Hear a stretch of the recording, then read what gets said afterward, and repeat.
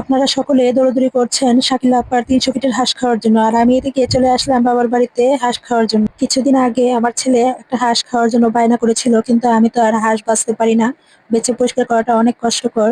Hello everyone, আসসালামু আলাইকুম। সবাই কেমন আছেন? নিয়ে আসলাম বাবার বাড়ির একটা নতুন ব্লগ। বাবার বাড়ি আসার সঙ্গে সঙ্গে আমার বাবা একটা না দুইটা হাঁস নিয়ে চলে আসছে বাসায়। যদিও হাঁসটা বাজার থেকে ড্রেসিং করে দিয়েছে, তবুও বাসায় একটু দেখে পরিষ্কার করে নিচ্ছিলাম। কাজের খালাকে দিয়ে আগুনে ভালো করে হাঁসটাকে ছেঁকে তারপরে দেখে ছোট ছোট পশমগুলো দেখে পরিষ্কার করে নিচ্ছিলাম।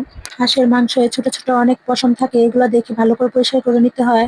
এখন হাঁসটাকে কেটে বেছে ধুয়ে পরিষ্কার করে দিবে কাজের খালা। আজ দুপুরের মেনুতে ছিল ঝাল ঝাল হাঁস ভুনা আর ডাল রান্না করা ছিল, আর দেশি মোরগের মাংস ছিল, রুই মাছের তরকারি ছিল। এই ছিল আমাদের আজকের দুপুরের আয়োজন। হাঁসের মাংস সিদ্ধ হতে মোটামুটি অনেকটা সময় লাগে, তাই ভালো করে কষিয়ে পরে রান্না করে নিচ্ছিলাম। এদিকে আমার আম্মু এক চুলায় হাঁসের মাংস আর এক চুলায় ডাল বসিয়ে দিয়েছে। আমার তো হাঁসের মাংস ভীষণ পছন্দের, কিন্তু হাঁসের মাংস শীতকালে খেতে বেশি ভালো লাগে। আমাদের যখনই হাঁসের মাংস খেতে বেশি মন চায় তখনই বাবার বাড়ি চলে আসি। আমাদের ৩০০ ফিটে গিয়ে শাকিল আপার হাঁসের মাংস খেতে হয় না। এই ছিল আমার আজকের ব্লগ। সবাই আমার নতুন নতুন ব্লগ দেখার জন্য আমার পেজে চোখ রাখবেন, এই লাইক কমেন্ট শেয়ার করে আমার পাশে থাকবেন।